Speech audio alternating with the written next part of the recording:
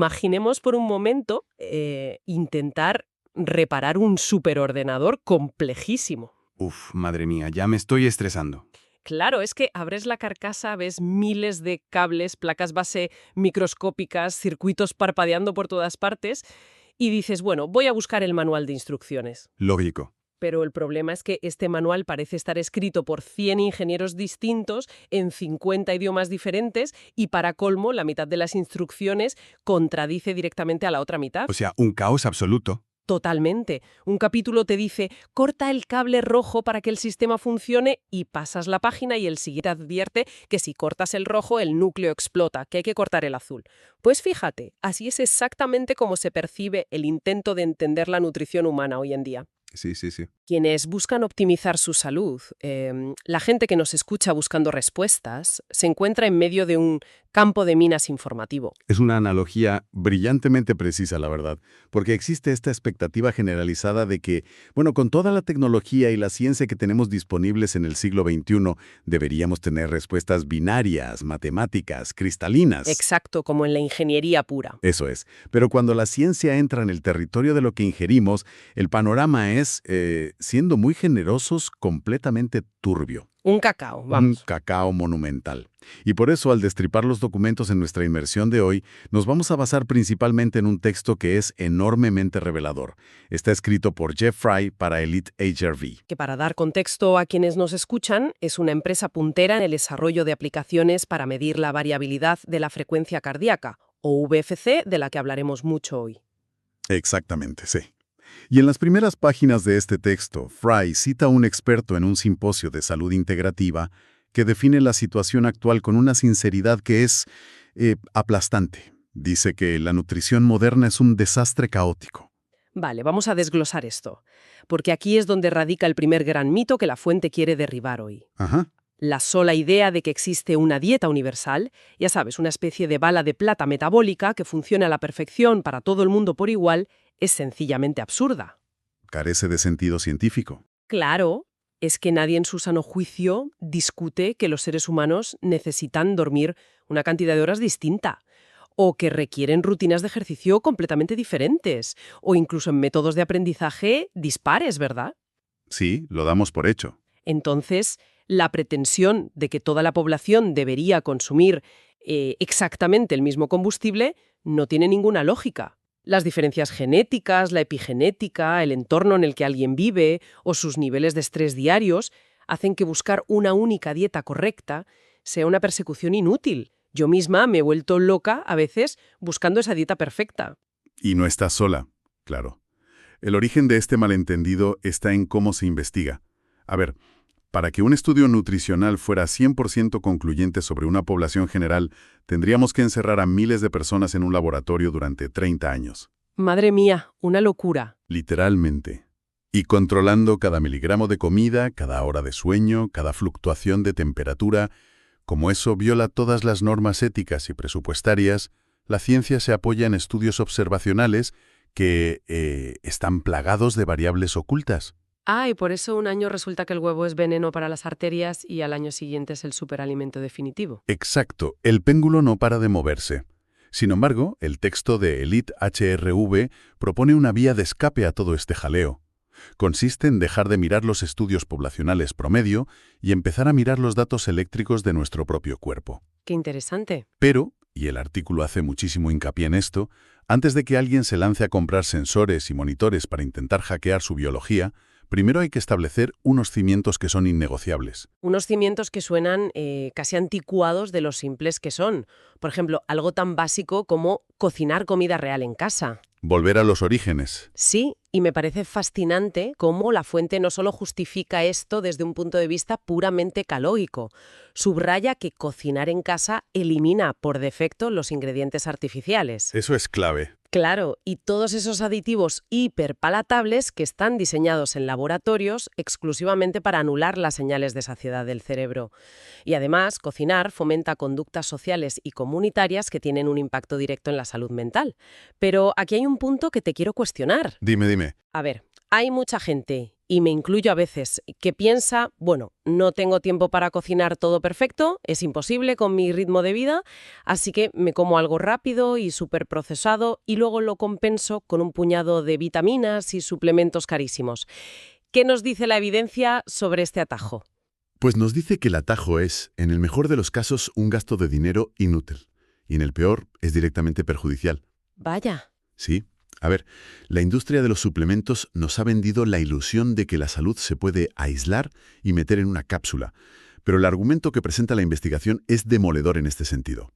Un alimento integral, pongamos un arándano o un simple trozo de brócoli. Vale, un brócoli. Ese brócoli es una matriz extraordinariamente compleja.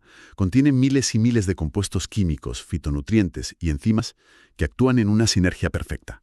Cuando la ciencia moderna aísla un solo compuesto... Por ejemplo, extraer solo la vitamina C. Exacto. Extraes solo la vitamina C, la metes en una pastilla y ahí se pierde por completo esa orquesta sinfónica molecular.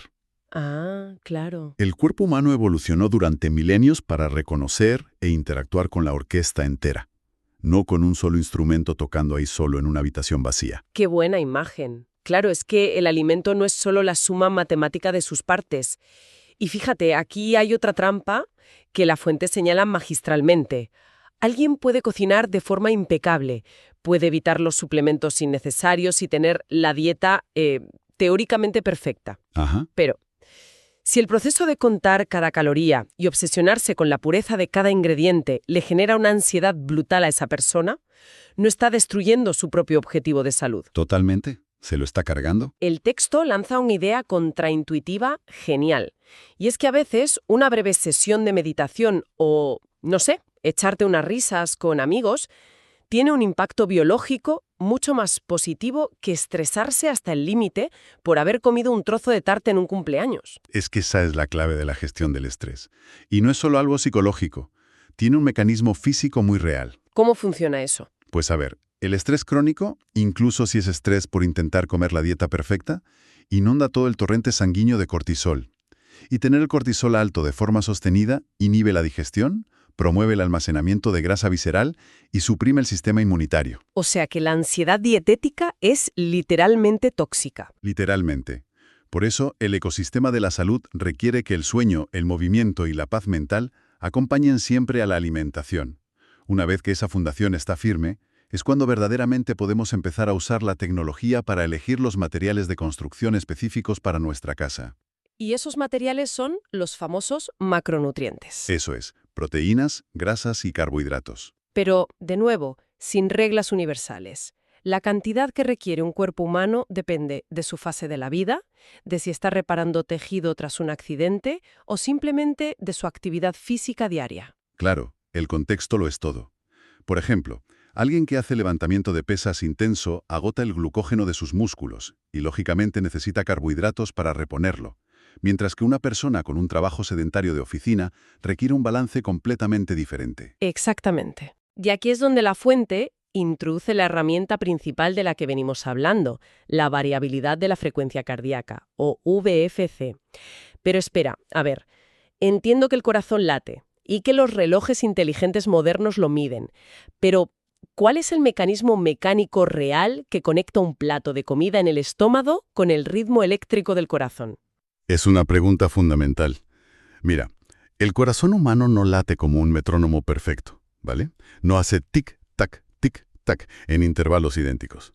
Ah, no. Yo pensaba que sí. No que va. La variación de la frecuencia cardíaca mide precisamente las fluctuaciones de tiempo en milisegundos entre un latido y el siguiente. Este ritmo está controlado por el nodo sinuoauricular del corazón, que a su vez recibe órdenes directas de dos ramas del sistema nervioso autónomo. Vale, el acelerador y el freno, ¿no? Exacto. Por un lado tenemos el sistema simpático, que es el acelerador. Es la respuesta de lucha o huida que reacciona ante el estrés o la inflamación. Y por otro lado tenemos el sistema parasimpático, el freno, encargado del descanso y la digestión, que se comunica fuertemente a través del nervio vago.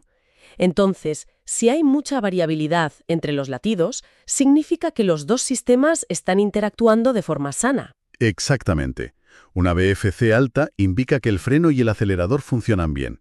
Es decir, el cuerpo se adapta dinámicamente al entorno. Ajá. Pero si la VFC cae en picado y los latidos se vuelven rígidamente regulares, significa que el cuerpo está bloqueado en el modo de supervivencia simpático. Hay un estrés sistémico. Y aquí entra el primer experimento práctico que propone el artículo. Cuéntame. Si alguien quiere ajustar sus macronutrientes, por ejemplo, probar a reducir carbohidratos y subir grasas, el protocolo es hacerlo durante 1 a 3 semanas. El metabolismo requiere ese tiempo de transición para crear las enzimas necesarias para el nuevo combustible. Claro, no es de un día para otro. No, claro. Al medir la VFC matutina durante este periodo, la electricidad del cuerpo dará la respuesta empírica. Si la VFC se mantiene estable o sube, y hay más claridad mental y energía, estupendo, se ha encontrado el equilibrio adecuado. ¿Y si no? Si la VFC cae sostenidamente, el sistema nervioso está gritando que esos no son los materiales adecuados para ese individuo en particular. ¿Y qué significa todo esto? Porque a veces se hace este cambio de proporciones, el experimento falla, y la persona asume que la culpa es de la cantidad de grasas o de carbohidratos.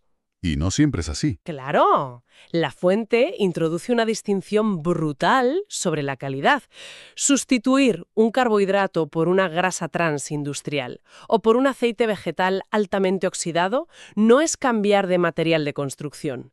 El texto dice que eso es introducir plagas. Plagas, qué buena palabra. Sí, fíjate, para extender esa analogía que decíamos antes, no es simplemente usar madera de pino barata en lugar de roble para construir los cimientos de la casa, es comprar madera que ya viene infestada de termitas y de moho tóxico. Totalmente. El daño estructural que van a causar esas termitas al interior del edificio es infinitamente mayor que cualquier escaso valor de soporte que tuviera esa madera. Es que esa extensión visual de las termitas es perfecta para introducir el siguiente gran tema del texto, que es la guerra invisible dentro del intestino. ¡Uy, la guerra invisible! Sí, porque cuando ingerimos esas plagas alimentarias, se activa inmediatamente el sistema de alarma microscópico. Pasamos de ver la comida como simple combustible a entenderla como información celular directa. Y ojo a este dato, el 80% de nuestro sistema inmunitario reside precisamente en las paredes del tracto gastrointestinal. Es una barbaridad. Es la frontera más activa de todo el cuerpo humano. Pues me encanta cómo el artículo personifica a las defensas en esta frontera. Habla de la policía, que busca y destruye patógenos evidentes. Luego están los bomberos y basureros, encargados de apagar el fuego de la inflamación y limpiar el tejido celular muerto.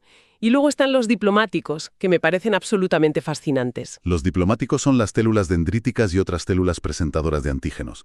Son, para que nos entendamos, literalmente los agentes de aduanos. Los que deciden quién pasa y quién no. Eso es. Toman las moléculas de la comida que acaba de llegar y deciden si es un nutriente seguro, al que hay que darle un pase libre hacia el torrente sanguíneo, o si es una amenaza que requiere llamar al ejército. Pero, y aquí está el drama de las intolerancias modernas que sufre tanta gente. Es como si esos diplomáticos estuvieran operando con una base de datos de software completamente anticuada y llena de errores. Sí, un software defectuoso. Fíjate, ven una molécula de proteína de la leche o un fragmento de gluten o de soja y en lugar de decir, vale, esto es comida, adelante, el software falla. Ajá. Entran en pánico, pulsan el botón rojo de emergencia nuclear y mandan a la policía a atacar algo que en realidad es inofensivo. Es que esa reacción desproporcionada es exactamente lo que clínicamente llamamos inflamación crónica. Y es la raíz de tantas alergias e intolerancias hoy en día. Si los diplomáticos mantienen ese botón rojo pulsado el tiempo suficiente, el caos se extiende. ¿Y qué pasa entonces? Pues que la pared intestinal se vuelve permeable y el sistema inmunitario puede empezar a confundir los tejidos propios del cuerpo con invasores. Madre mía. Y ahí es donde se desencadenan las enfermedades autoinmunes. Y ojo, porque los diplomáticos no están solos tomando estas decisiones, están profundamente influenciados por el microbioma. El texto describe a los trillones de bacterias, virus y hongos del intestino no como simples pasajeros, sino como una megafábrica farmacéutica. Una fábrica que opera a una escala casi incomprensible, de verdad. Y la producción de esta fábrica depende al 100% de la materia prima que le enviamos desde el plato. El campo de la metabolómica estudia precisamente esto, cómo ciertos microbios, si reciben comida chatarra, fabrican sustancias químicas que viajan por el nervio vago hasta el cerebro. Y ahí empiezan los problemas neurológicos. Exacto, y desencadenan niebla mental, obesidad o incluso depresión. Mientras que otros microbios, si los alimentas bien, producen compuestos reparadores. Y para saber si la comida está provocando que los diplomáticos pulsen el botón rojo, el artículo sugiere el segundo experimento con la VCC. Un experimento de sensibilidad alimentaria en tiempo real, fíjate. Ya no hace falta esperar meses para ver síntomas. ¿Y cómo se hace? El protocolo indica que se debe tomar una lectura de la VFC en estado de reposo justo antes de ingerir un alimento sospechoso, por ejemplo, los lácteos o los cacahuetes. Después de comer, manteniendo la misma postura para no alterar el ritmo cardíaco, se vuelve a medir entre 30 y 60 minutos después. Ajá. ¿Y qué buscamos ahí? Pues una caída prolongada y significativa en la variabilidad de la frecuencia cardíaca significa que el sistema nervioso autónomo acaba de registrar una respuesta inflamatoria interna masiva. O sea, el cuerpo literal y eléctricamente reaccionando al ataque. Eso es. El texto aconseja entonces la regla de eliminación. Consiste en sacar ese alimento por completo durante 30 días, para que los diplomáticos se calmen y apaguen las alarmas, y luego reintroducirlo para confirmar con otra medición. ¡Qué pasada! Ahora bien, para evitar llegar a ese nivel de hostilidad, la investigación nos dice que hay que nutrir a la flora intestinal correcta. Y aquí es donde se pone realmente interesante. Cuéntame. La clave es la fibra. Pero la gente suele confundir esto con polvos industriales insípidos que te tomas en un vaso de agua. ¿Por qué es biológicamente tan importante obtener carbohidratos de cadena larga, de vegetales y raíces? Y sobre todo, huir de la sacarosa. Porque la explicación mecánica es fascinante. Mira, los azúcares simples, como la sacarosa o el famoso jarabe de maíz de alta fructosa, se absorben altísimo en el tracto digestivo, allá por el intestino delgado. Vale. Es decir, nunca llegan al colon, que es donde reside la inmensa mayoría de nuestro microbioma. Así que esos azúcares lo que hacen es alimentar a bacterias patógenas oportunistas en el intestino superior y además elevan la insulina rapidísimo. Ah, claro, se lo quedan los malos. Exacto. En cambio, los carbohidratos de cadena larga, es decir, la fibra compleja de los vegetales de toda la vida, no pueden ser digeridos por los jugos gástricos humanos. Sobreviven a todo ese viaje a través del estómago y llegan intactos al intestino grueso. O sea, sirven de cargamento directo para la fábrica. Exacto. Llegan al colon y allí las bacterias beneficiosas fermentan esa fibra. Como subproducto de esa fermentación, las bacterias fabrican ácidos grasos de cadena corta. Y el más importante de todos es el butirato. El famoso butirato. El butirato es el combustible preferido por las células de la pared intestinal para repararse y mantenerse unidas, evitando precisamente que se vuelva permeable. Literalmente, la fibra es el mensaje químico que calma a los diplomáticos y les dice que, tranquilos, desactivad las defensas. ¡Qué maravilla! Bueno, una vez aclarado el qué comer y el efecto cascada que tiene en el intestino, la fuente da un giro radical hacia una dimensión que solemos ignorar por completo, el cuándo comer. Uy, el timing. Sí, porque durante décadas la comunidad del fitness nos ha predicado el mantra del pastoreo continuo. Ya sabes, comer pequeñas porciones 5 o 6 veces al día. Pero un momento, me vas a perdonar. Las revistas, los entrenadores y los gurús llevan toda la vida jurando que comer cada 3 horas mantiene el fuego del metabolismo encendido. ¿Me estás diciendo que todo eso es un mito absoluto? ¿Dónde está el error de cálculo ahí? Pues el error de cálculo está en ignorar el tremendo coste biológico de la digestión y, bueno, la propia evolución humana. El artículo desmonta el mito del pastoreo porque, sencillamente, no hay evidencia científica sólida de que comer 6 veces al día acelere el metabolismo basal de forma útil para la pérdida de peso. Increíble. O para la salud a largo plazo. De hecho, ocurre todo lo contrario. ¿Ah, sí? Sí, cada vez que el cuerpo humano ingiere calorías, especialmente carbohidratos o proteínas, el páncreas tiene que segregar insulina, y el tracto digestivo desvía un inmenso flujo sanguíneo para procesar ese alimento. Es un proceso que consume muchísima energía y recursos. Si alguien está constantemente encendiendo esa maquinaria desde que se levanta hasta que se acuesta, el sistema nunca, jamás descansa. Si lo pensamos desde la biología evolutiva, es de pura lógica. Durante millones de años, la especie humana estuvo optimizada para la escasez y para evitar el gasto energético innecesario. Claro. Es decir, los cazadores-recolectores no encontraban un snack cada 2 horas en la sabana. No había máquinas expendedoras. Ya te digo, estaban diseñados para buscar, ingerir grandes cantidades de una vez y luego dejar descansar el sistema digestivo, para que el cuerpo pudiera enfocar sus recursos en otras cosas como reparar el ADN y regenerar tejidos. Totalmente. Y ese descanso nos introduce en el campo más prometedor que aborda la investigación de hoy, que es la crononutrición. Limitar la ventana de alimentación no solo permite el descanso digestivo del que hablas, sino que alinea las ingestas con nuestro ritmo circadiano. El reloj interno. Eso es. Sabemos que el núcleo supraquiasmático en el cerebro es el reloj maestro, que responde a la luz del sol. Pero lo que la ciencia reciente ha descubierto, y esto es clave, es que los órganos periféricos como el hígado y el páncreas tienen sus propios relojes. ¿Y cómo se regulan esos relojes? Pues estos relojes no responden a la luz, responden a la comida. Esto es alucinante. Significa que, a ver si lo entiendo, si alguien se come un plato de pasta a las 11 de la noche, el reloj de su cerebro le está diciendo a todo el cuerpo, oye, es de noche, hora de dormir, apaga los sistemas. Sí. Pero de repente la comida entra en el estómago y el hígado dice, vaya, acaban de llegar nutrientes, debe ser la hora del desayuno, encended la maquinaria metabólica. Se genera un cortocircuito temporal dentro del propio cuerpo. Lo has descrito a la perfección. Es un desajuste circadiano interno masivo. Ese conflicto eleva la resistencia a la insulina y promueve el almacenamiento de grasa, porque los órganos están literalmente confundidos sobre qué hora del día es. Por eso la fuente propone alinear las comidas estrictamente con las horas de luz solar. Y aquí es donde ofrece el tercer experimento BFC. Vamos con el tercero. Sugiere probar a establecer una ventana de ayuno nocturno de 12 a 14 horas.